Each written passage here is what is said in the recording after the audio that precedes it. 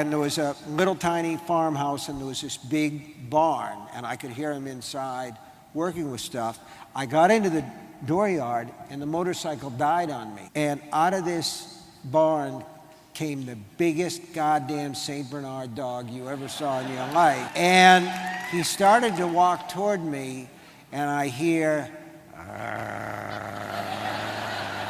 and you know their eyes are sort of pussy. Have you ever noticed that about St. Bernards, particularly when it's warm? They kind of get this gluck coming out of them. And the guy who ran the place came out. He was wearing overalls, and he had an adjustable socket wrench on a ball thing. And he said, "Oh, that's Buster. He does that to everyone, but he loves people. He won't hurt you." So I reached down, which you should never do to a dog, to Buster, to show him what a good guy I was. And Buster just went down on his haunches. I mean, dog was 150, 160 pounds. He just went down, and he started to come up. And that guy brought that socket wrench down on him. It was like a rug beater hitting a rug.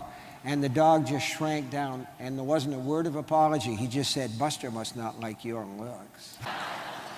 And I'm like, well, I don't like his looks very much either. But that kind of stuck in my mind, and I thought to myself, well, I was on my motorcycle and unprotected, but what if? Because it's always a what if. That's kind of like the magic thing. What if the guy hadn't been here, and what if I was in a little car that stopped?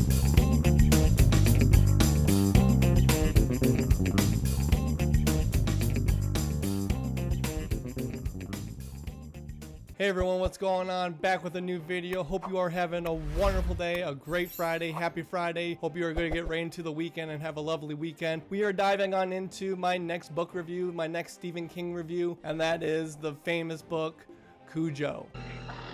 Now, Cujo, from a lot of Stephen King fans, is a fan favorite. I don't think Cujo's on my top 10. I can't remember off the top of my head, but I know that I actually loved this book. It is such a great book. I actually remember it more thoroughly, not only because I just finished reading it, but I remember it more vividly than the movie itself, because I've only seen the movie a handful of times. I would like to mention a side note before we jump on into the book review. I bought another Stephen King book yesterday at a used bookstore that I needed to start completing my Stephen King collection. Again, I'm trying to get all of his works on my shelf right behind me, and it doesn't matter if it's paperback or hardcover. I prefer hardcovers like a lot of other people do. I just want to make sure I have all the Stephen King books on my shelf, and then maybe I can start focusing on getting different like versions and editions of fan favorites or my favorites of the books. But the book I recently picked up is Nightmares and Dreamscapes. It is a thick, chunky book of short stories, about 20 plus short stories, and that is right on my shelf right there. Nightmares and Dreamscapes on the shelf.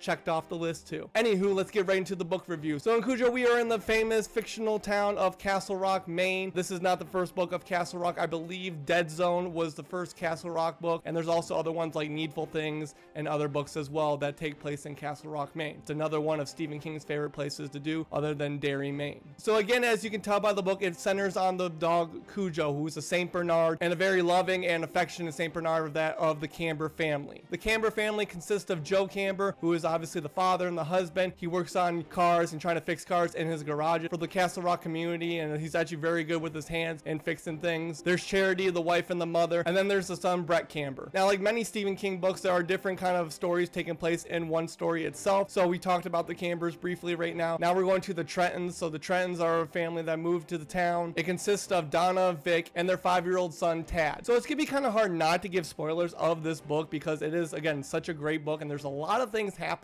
that are really fine details to the story and to the plot of it as well. And then there's other side characters going on too in this story that kind of like inflict with the Trentons and inflict with the Cambers. But the main thing we need to focus on is Cujo himself. As I mentioned, he is a very affectionate, loving dog. As you can just imagine, you know, Beethoven, if you've ever seen that movie.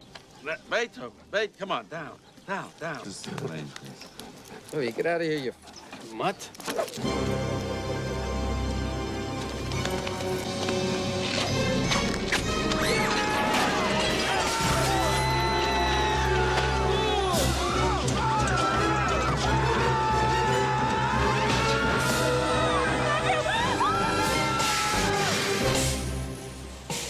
very loving Saint Bernard, drooly, big, furry mutt that just everyone loves. Well, things start to take turn to a worst as one day Cujo is just exploring. He's actually chasing a rabbit that goes into like a cave or a little hole, and he's trying to obviously capture it, when all of a sudden he actually is getting bit by a bat and he is infected with rabies. So that is the main part of the story. That is not spoiling anything, but as Cujo is bitten by the rabies day by day, he's starting to turn for the worse. In Cujo, there are parts that I really did love about like the family aspect of it, you know, the family between the Tretons, and obviously the bond they have between their son Tad, again a 5-year-old kid who just has a vivid imagination. He's sleeping in his bed, his closet keeps opening up because he thinks there's monsters in it, so he's screaming, he's yelling for his mom and dad. They come in, his dad Vic checks the closet, and he obviously is making sure that there are no monsters in his closet. So again, a very loving part of the father, mother, and child. But all of a sudden Vic actually has to leave Castle Rock to go to, I think, Boston if I'm not mistaken, to do a commercial, or not a commercial, but actually to talk about the product that he works with his partner on cereal. So as Vic is away on a business trip, that means Donna have to defend for themselves. So Donna is actually having trouble with her car. She wants to take it up to Joe Camber and actually have him look at it too. But again, the bad thing about Joe Camber's place is actually it's kind of a drive, and the car that she is driving, the Pinto, is not functioning well. It tends to stall out. It tends to shit the bed at random times, and it's just not a good thing to do with leaving the house, bringing Tad with her, and obviously trying to get this car fixed. So as we get to the end, I'm not spoiling anything on my channel, but again, she actually manages to get the car to Joe Camber's. I'm not going to tell you how. It's actually a really interesting part of the story, but Donna and Tad do arrive at Joe Camber's, but again, Joe Camber's is not home. He is actually away. I can't say where, but the fact that Donna made it to Joe Camber's with that car that is in terrible condition is actually a miracle. However,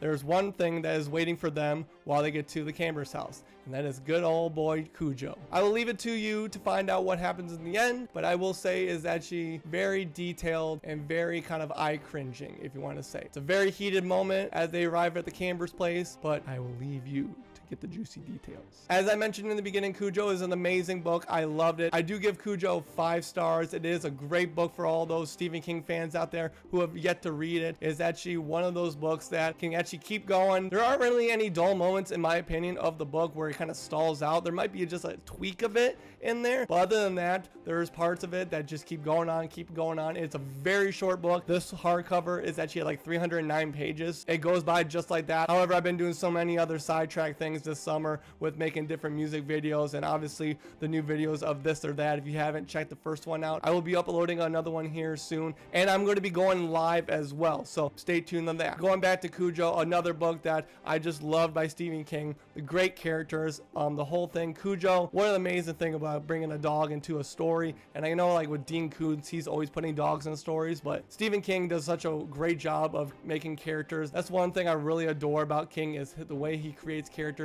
and the vivid imagination he has when he is producing such an amazing storyline, amazing plots, and just the whole overall settings of where things are taking place, and all the characters that you grow to love them, you grow want to be them, want to go with them on this endless journey, and that is what Cujo is. Again, if you have not read Cujo, if you've seen the movie, I highly recommend you read the book. The book is so much better than the movie. The movie is kind of corny, I'm not gonna lie. The book Cujo is amazing. Go check it out. Comment in the comments below if you've read Cujo. Don't give any spoilers away though, please. Tell me what you think about reading King, if you are a big fan of King. Again, I love reaching out to the community, not only the book community, the music community. Books and music are my life. I love reaching out and sharing it with all of you out there. So thank you very much, my subscribers, again, for sharing everything, sharing the journey with me. Continue to subscribe and follow me. Let's get those views up. Let's get those hours watched up too, please. I'm really looking forward to getting more subscribers as time goes by. I can't thank you all enough. This would not be possible without all of you. So thank you from the bottom of my heart. All right, everyone, that is it. Again, Cujo, make sure you go read it. My next book in line for Stephen King is actually another Richard Bachman book, and it is called The Running Man. That is actually on my Stephen King shelf,